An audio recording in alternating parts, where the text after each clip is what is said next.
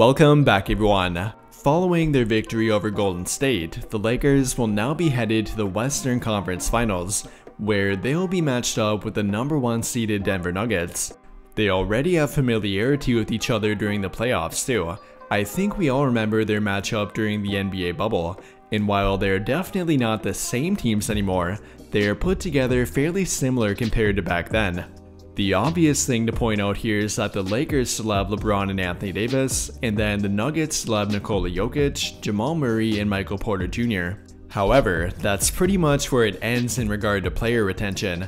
Again, they are built fairly similar in terms of team construction, but a whole lot has changed from then to now. For one, Nikola Jokic has become one of the best all-around players in the entire league, and not to mention that he's won not one, but 2 MVPs during that time frame. Though that's really only where it begins, there is a whole lot to talk about when it comes to this matchup, and we're going to do that in today's video. Before we do that though, if you are looking to turn your NBA knowledge into cash during the NBA playoffs, then be sure to check out PrizePicks. It's pretty much like playing daily fantasy, and they're giving out a no-brainer pick for tomorrow's Game 7, with that being reigning MVP Joel Embiid to have either more or less than 0.5 total points. It really doesn't get much easier than that, and if you want to follow along with me, here's what I'm going with for tomorrow and Monday. I got Joel Embiid having more than that obviously, and then PJ Tucker having more than 9.5 combined points, rebounds, and assists, Austin Reeves making more than 1.5 3-point shots, Aaron Gordon having at least 1 blocked shot, Anthony Davis having more than 2.5 assists, and then Jamal Murray having less than 11 combined rebounds and assists. But if you are looking to make your own picks, then be sure to check out PrizePicks, and don't forget to use code JSM to get a bonus in your first deposit. Without further ado though, let's get back to today's topic. And we'll begin by reviewing how each team matches up with each other. Beginning with the frontcourt matchup though, this one will be fun to watch. On one side, you have LeBron James and Anthony Davis, and then on the other, you have Nikola Jokic and Aaron Gordon, who are also accompanied by the ever-dangerous Michael Porter Jr. It should really be a fun matchup to watch play out, and for the first playoff matchup for the Lakers thus far, we will likely see both teams power forward and center match up with each other. I mean, I'm not Charles Barkley, but I guarantee that Anthony Davis will defend Jokic, and then that Aaron Gordon will defend LeBron. Neither team has a better matchup for each player than that. Now, the Denver Nuggets could eventually get tricky by having a smaller player defend Anthony Davis, but I imagine they'll at least begin by having Jokic defend him, which has not gone well for them in the past. If we go back to their meeting during the NBA bubble, Anthony Davis had quite the series against them, averaging over 30 points per game on 54% shooting from the field. Again, they're definitely not the same team anymore, but AD matches up with them very well regardless. And no matter what way you want to look at it, he is going to be a handful for them to contain. They have not traditionally double-teamed him, but I would not be shocked if they did this time around, and especially if the Lakers keep Jared Vanderbilt in their starting lineup.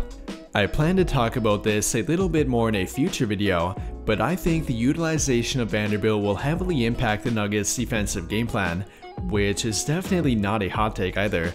There is a very good chance that Vanderbilt will be reinserted in their starting lineup, where he will likely become their primary defender for Jamal Murray. On the other side of the ball though, that could give Denver an opportunity to focus in on Anthony Davis, perhaps by having Michael Porter Jr. leave Vanderbilt open to help out Jokic and AD. We watched the Golden State Warriors do that, and it got to the point where the Lakers had to outright bench him. Nobody can deny Vanderbilt's value on defense, but he can be a bit difficult to keep on the court at times. Now, I do think he'll be easier to move around on offense in this series compared to the last one, but doing that will require Darvin Ham to add another dimension to their offense, which he might not feel is worth it. He obviously did not feel that way in Game 6, and it might come to that again in the conference finals. Again, nothing is guaranteed here, but it's something to look for moving forward. Getting back to the matchup here though, Nikola Jokic will be a handful as well. It's very rare for a team to run their offense through a center nowadays, but that is definitely what the Nuggets do. And much like Steph Curry, you can only hope to contain him, not stop him, though containing each of them is entirely different. For Jokic, you are not containing him by holding him under 20 points or by not allowing him to get off open 3-point shots like Steph Curry. With Jokic, you have to worry about him getting everyone else involved around him. It might sound kind of odd, but a big part of containing him is actually containing everyone else around him. Jokic is so good at getting his teammates involved that you cannot afford to key in on him too heavily, and that is why they are so dangerous. Getting back to their defensive matchups here though, Aaron Gordon will be a tough one for LeBron, and much like their round 1 matchup with Jaren Jackson Jr., getting Gordon in foul trouble will be key here. In every playoff game that Denver has lost so far, Aaron Gordon has had at least 3 fouls called on him, with one of them including the only playoff game that he has outright fouled out in. And while I'm not expecting them to do that, getting him off the court will be key for LeBron on offense. Gordon is the only defender they have who matches up well with him, and without him, it's pretty much barbecue chicken time for LeBron. Not only that though, but Gordon is arguably the most important defender on their entire team. In addition to matching up with the opponent's best wing player, he is a great help defender and provides secondary rim protection around the paint. But now moving on to the backcourt matchup, and this one will be interesting too. We have a plethora of talent to look at here, but the most noteworthy one will be Jamal Murray. Up until this point, Jamal Murray has been averaging over 25 points per game in the playoffs, which prevents their opponents from keying in too heavily on Nikola Jokic, and then requires them to have a reliable defender on the court to match up with them. And I'm not sure the Lakers believe that Austin Reeves or anyone other than Jared Vanderbilt could do it, which is really the argument for keeping Vando in their lineup. Michael Porter Jr. and Kentavious Caldwell-Pope can be dangerous too, but neither of them attack your defense like Jamal Murray does. He can hurt you from the 3-point line, pull up from the mid-range, and get to the rim nearly at will. Although, if he is being defended by a combination of Jared Vanderbilt along the perimeter, and then Anthony Davis at the rim and during pick and roll sets, that will be very difficult for him to overcome.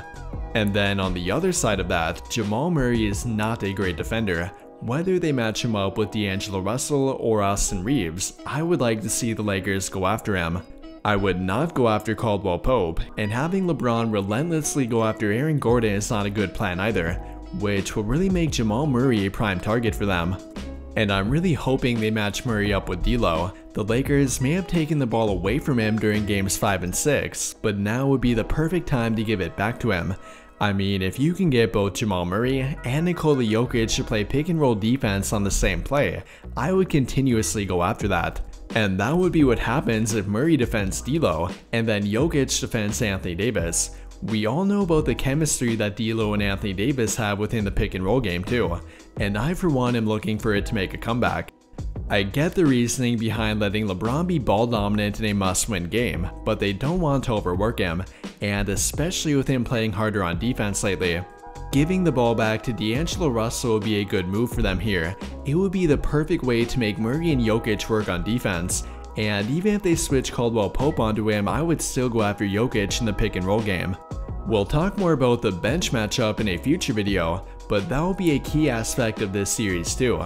Both teams are incredibly deep, and there's way too much to go over than I could effectively cover to end this video. To wrap everything up here though, we are in store for another great playoff matchup, and despite the Lakers beating them a few years back, that does not guarantee they will again. With all of that being said though, what do you guys think? How do you feel about the matchup between the Lakers and Nuggets? And how many games do you think you'll end up going? Comment your thoughts down below. That will do it for this video though. Big thank you to those of you who took the time to watch until the end of this video, and until the end of all of my videos in general.